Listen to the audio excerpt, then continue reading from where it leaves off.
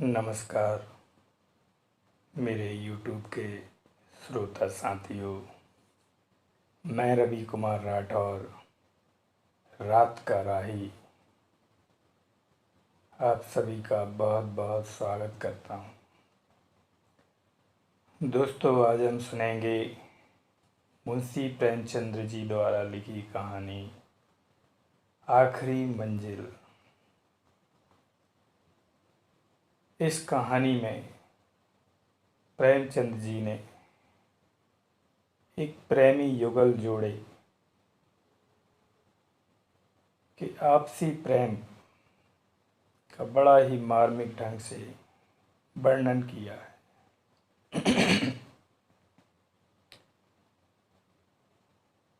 कहानी को सुनने से पहले आप अपने कमरे की सारी लाइट्स बंद कर दें।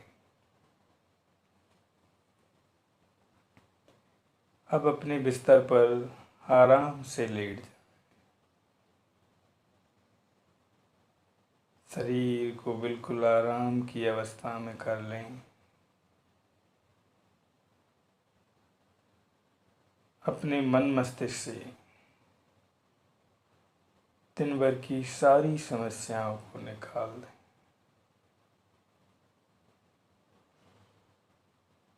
और खुद को बिल्कुल तनाव मुक्त अवस्था में ले जाएं।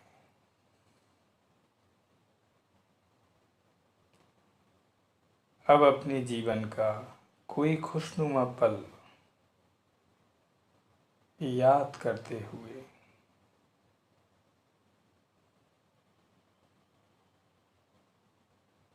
ये कहानी सुने। कहानी का शीर्षक है आखिरी मंजिल। आहा, आज 3 साल गुजर गए। वही मकान है, वही बाग, वही गंगा का किनारा, वही संगमरमर का हौज, वही मैं हूँ और वही दरो दीवार। मगर अब इन चीज़ों से दिल पर कोई असर नहीं होता। वह नशा जो गंगा की सुहानी लहरों और हवा के दिलकश झोंकों से दिल पर छा जाता था, उस नशे के लिए अब जिंदगी तरस तरस के रह जाती है। अब वह दिल नहीं रहा। वह युवती जो जिंदगी का सहारा थी, अब इस दुनिया में नहीं है। मोहिनी ने बड़ा आकर्षक रूप पाया था। उसके सौंदर्य में एक आश्चर्यजनक बात थी। उसे प्यार करना मुश्किल था। वह पूजने की योग्य थी। उसके चेहरे पर हमेशा एक बड़ी लुभावनी आत्मिकता की दीप्ति रहती थी। उसकी आंखें, जिनमें लाज की गंभीरता और पवित्रता का नशा था, प्रेम का स्रोत थीं। उसकी एक एक चितवन, एक एक क्रिया, एक एक बात उसके हृदय की पवित्रता और सच्चाई का असर दिल पर पैदा करती थी। जब वह अपनी शर्मीली आंखों से मेरी ओर ताकती तो उसका आकर्षण और उसकी गर्मी मेरे दिल में एक ज्वार भाटा सा पैदा कर देती थी। उसकी आंखों से आत्मिक भावों की किरणें निकलती थीं, मगर उसके होंठ प्रेम की भाषा से अपरिचित थे। उसने कभी इशारे से भी उस अतः प्रेम को व्यक्त नहीं किया जिसकी लहरों में वह खुद तिनके की तरह बह रही थी। उसके प्रेम की कोई सीमा न थी। वह प्रेम जिसका लक्ष्य मिलन है, प्रेम नहीं वासना है। मोहिनी का प्रेम वह प्रेम था जो मिलन में भी वियोग के मज़े लेता है। मुझे खूब याद है, एक बार जब उसी हौज के किनारे चांदनी रात में मेरी प्रेम भरी बातों से विभोर होकर उसने कहा था, आहा, वह आवाज़ अभी भी मेरे हृदय पर अंकित है। मिलन प्रेम का आदि है, अंत नहीं। प्रेम की समस्या पर इससे ज़्यादा शानदार, इससे ज़्यादा ऊंचा ख्याल कभी मेरी नज़र से नहीं गुजरा। वह प्रेम जो चितवनों से पैदा होता है और वियोग में भी हरा भरा रहता है, वह वासना के एक झोंकों को भी बर्दाश्त नहीं कर सकता।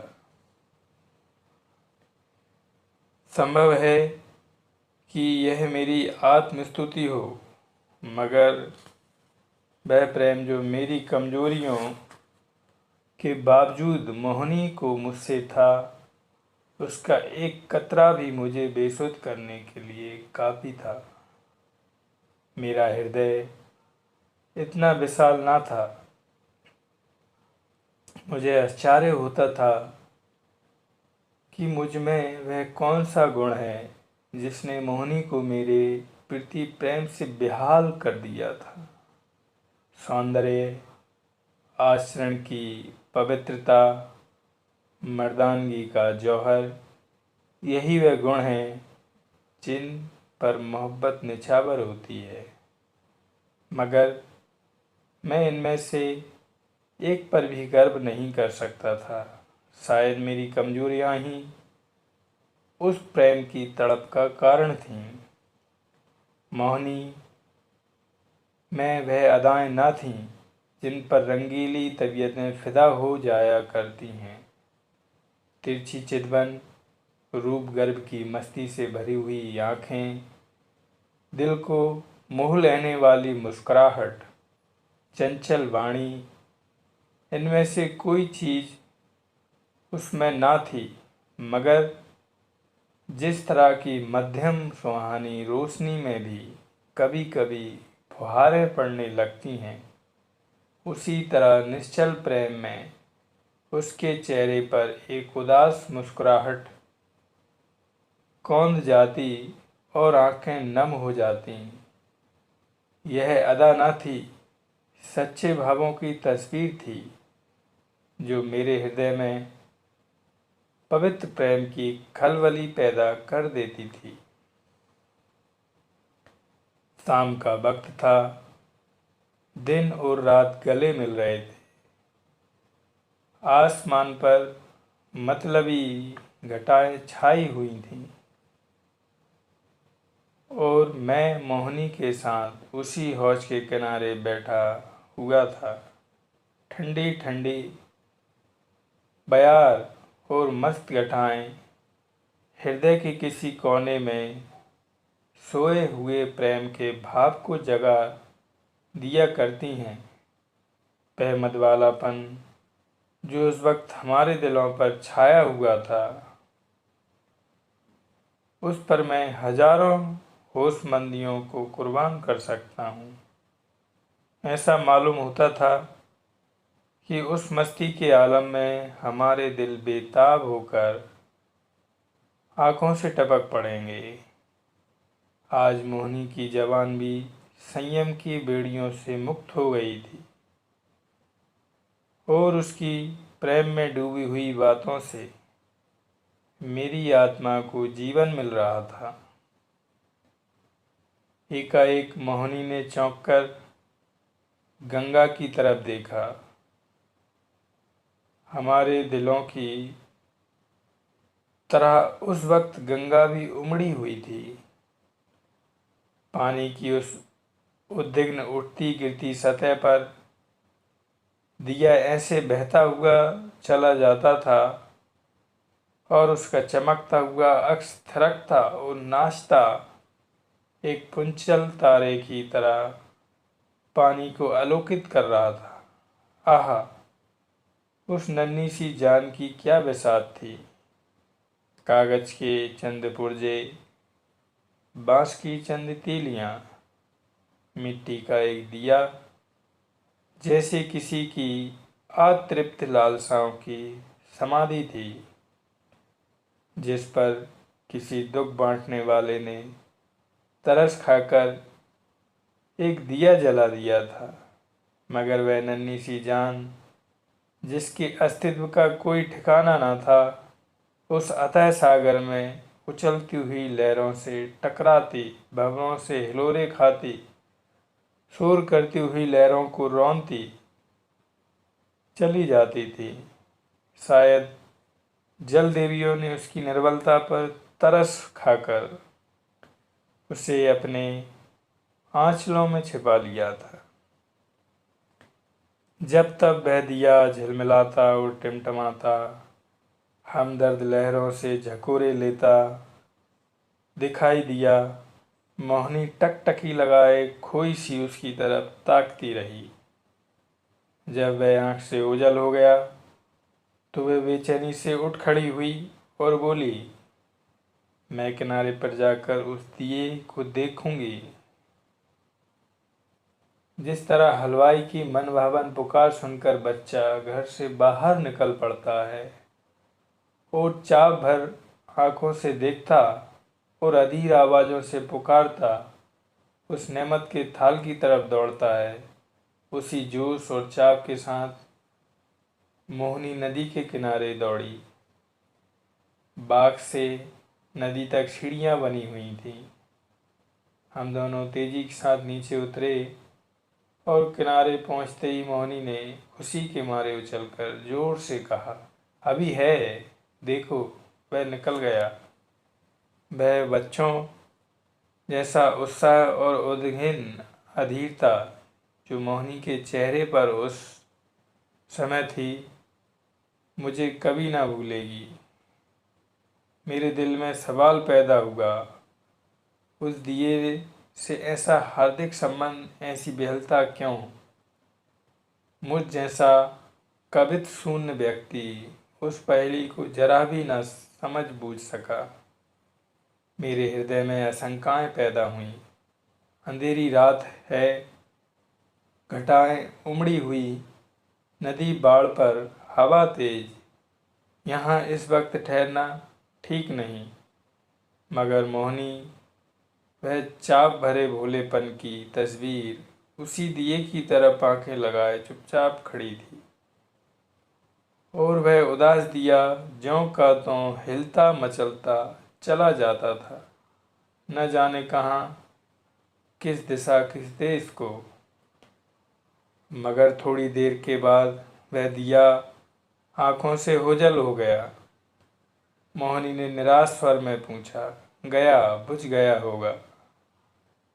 और इसके पहले कि मैं कुछ जवाब दूं, वह उस डोंगी के पास चली गई जिस पर बैठकर हम कभी कभी नदी की सैर किया करते थे, और प्यार से मेरे गले लिपटकर बोली, मैं उस दिए को देखने जाऊंगी। मैं देखूंगी कि वह कहाँ जा रहा है, किस देश को। यह कहते कहते मोहनी ने नाव की रस्सी खोल ली। जिस तरह पेड़ों की डालियां तूफान के झोंकों से झकोले खाती हैं, उसी तरह डोंगी डमाडोल हो रही थी। नदी का वह डरावना विस्तार, लहरों की वह भयानक छलांगें, पानी की वह गरजती हुई आवाज़, इस खौफनाक अंधेरे में इस डोंगी का बेड़ा क्यों पार होगा? मेरा दिल बैठ गया। क्या उस अभागे की तलाश में यह किश्ती भी डूबेगी? मगर मोहनी का दिल उस वक्त उसके बस में नहीं था। उसी दिए की तरफ उसका हृदय और भावनाओं की विराट लहरें भरी गरजती हुई नदी में वही जा रही थीं। मधवाली घटाएं झुकती चली जाती थीं, जैसे नदी से गले मिलेंगी, और वह काली नदी यूं उठती जैसे बादलों को छू लेगी। डर के मारे आंखें मुंदी जाती थीं। हम तेजी के साथ उछलते, कगारों के किनारे की आवाज़ें सुनते, काले काले पेड़ों का झूमना देखते चले जाते थे। आबादी पीछे छूट गई, देवताओं की बस्ती से भी आगे निकल गए। एकाएक मोहिनी चौंक कर उठ खड़ी हुई और बोली, अभी है, अभी है, देखो वह जा रहा है। मैंने आंख उठाकर देखा, वह दिया ज्यों का त्यों हिलता मचलता चला जाता था। उस दिए को देखते हम बहुत दूर निकल गए। मोहिनी ने यह राग अलापना शुरू किया। मैं सजना से मिलन चली, कैसा तड़पा देने वाला गीत था, और कैसी दर्द भरी रसीली आवाज़। प्रेम और आंसुओं में डूबी हुई मोहक गीत में कल्पनाओं को जगाने की बड़ी शक्ति होती है। वह मनुष्य को भौतिक संसार से उठाकर कल्पना लोक में पहुंचा देता है। मेरे मन की आंखों में उस वक्त नदी की पुरसोर लहरें, नदी किनारे की झूमती हुई डालियां, सनसनाती हुई हवा, सबने जैसे रूप धर लिया था, और सबकी सब तेजी से कदम उठाए चली जाती थीं अपने साजन से मिलने के लिए। उत्कंठा और प्रेम से झूमती हुई एक युवती की धुंधली सपने जैसी तस्वीर हवा में, लहरों में और पेड़ों के झुरमुट में चली जाती दिखाई देती और कहती थी, साजन से मिलने के लिए। इस गीत ने सारे दृश्य पर उत्कंठा का जादू फूंक दिया। मैं साजन से मिलन चली, साजन बसत कौन सी नगरी, मैं बुरी न जानूं न मोहे आस मिलन की, उससे ऐसी प्रीति भली, मैं साजन से मिलन चली। मोहिनी खामोश हुई तो चारों तरफ सन्नाटा छाया हुआ था, और उस सन्नाटे में एक बहुत मध्यम रसीला स्वप्निल स्वर क्षितिज के उस पार से या नदी के नीचे से या हवा के झोंकों के साथ जाता हुआ मन के कानों को सुनाई देता था। मैं साजन से मिलन चली। मैं इस गीत से इतना प्रभावित हुआ कि जरा देर के लिए मुझे ख्याल ना रहा कि कहाँ हूँ और कहाँ जा रहा हूँ। दिल और दिमाग में वही राग गूंज रहा था। अचानक मौनी ने कहा, उस दिए को देखो। मैंने दिए की तरफ देखा। उसकी रोशनी मंद हो गई थी और आयु की पूंजी खत्म हो चली थी। आखिर वह एक बार जरा भपका और बुझ गया, जिस तरह पानी की बूंद नदी में गिरकर गायब हो जाती है। उसी अंधेरे के फैलाव में उस दिए की अस्थि गायब हो गई। मौनी ने धीमे से कहा, अब नहीं दिखाई देता, बुझ गया। यह कहकर उसने एक ठंडी सांस ली। दर्द उमड़ आया, आंसुओं से गला फंस गया, जबान से सिर्फ इतना निकला, क्या यही उसकी आखिरी मंजिल थी? और आंखों से आंसू गिरने लगे। मेरी आंखों के सामने से पर्दा सा हट गया।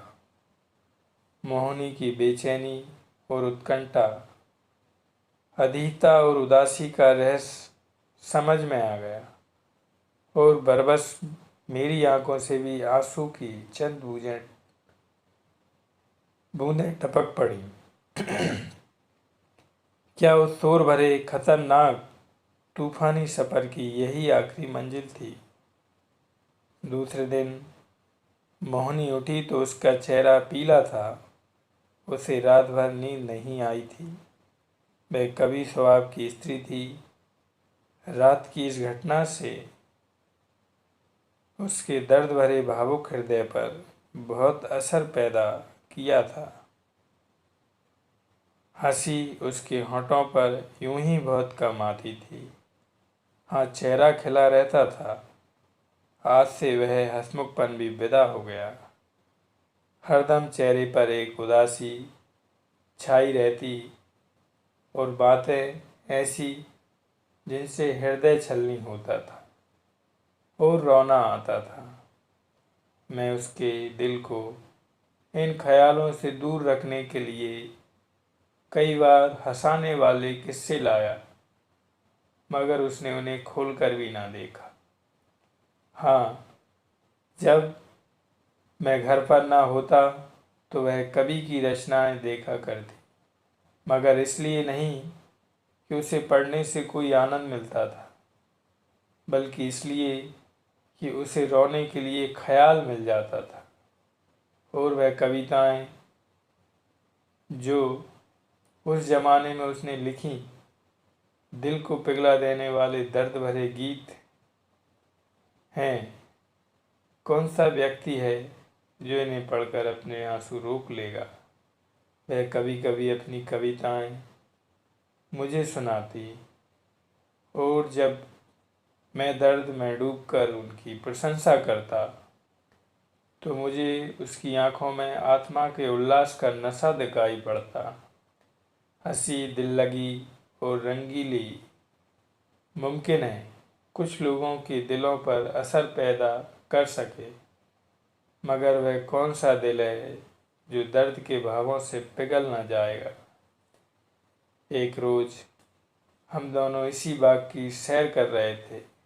शाम का वक्त था और चैत का महीना। मोहनी की तबीयत आज खुश थी। बहुत दिनों के बाद आज उसके होंठों पर मुस्कुराहट की झलक दिखाई दी थी। जब शाम हो गई और पूरनमासी का चांद गंगा की गोद से निकलकर ऊपर उठा तो हम इसी हौज के किनारे बैठ गए। यह मॉल सीढ़ियों की कतार और यह हौज मोहनी की यादगार है। चांदनी में बिसात आई और चौपड़ होने लगी। आज तबीयत की ताजगी ने उसके रूप को चमका दिया था और उसकी महक चपलताएं मुझे मधुबाला किया देती थीं। मैं कई बाजियां खेला पर हर बार हारा। हारने में जो मज़ा था वह जीतने में कहाँ। हल्की सी मस्ती में जो मज़ा है वह छकने और मधुबाला होने में नहीं। चांदनी खूब छिटकी हुई थी। एकाएक मोहनी ने गंगा की तरफ देखा और मुझसे बोली, वह उस पार कैसी रोशनी नजर आ रही है? मैंने भी निगाह दौड़ाई। चिता की आग जल रही थी, लेकिन मैंने टालकर कहा, माझी खाना पका रहे हैं। मोहनी को विश्वास ना हुआ। उसके चेहरे पर एक उदास मुस्कुराहट दिखाई दी और आंखें नम हो गईं। ऐसे दुख देने वाले दृश्य उसके भावुक और दर्द भरे दिल पर वही असर करते थे जो लू की लपट फूलों के साथ करती है। थोड़ी देर तक वह मौन निश्चल बैठी रही, फिर शौक भरे स्वर में बोली, अपनी आखिरी मंजिल पर पहुंच गया। दोस्तों, कहानी यहीं पर समाप्त होती है। निद्रा देवी का मेरे ऊपर असर होने लगा है।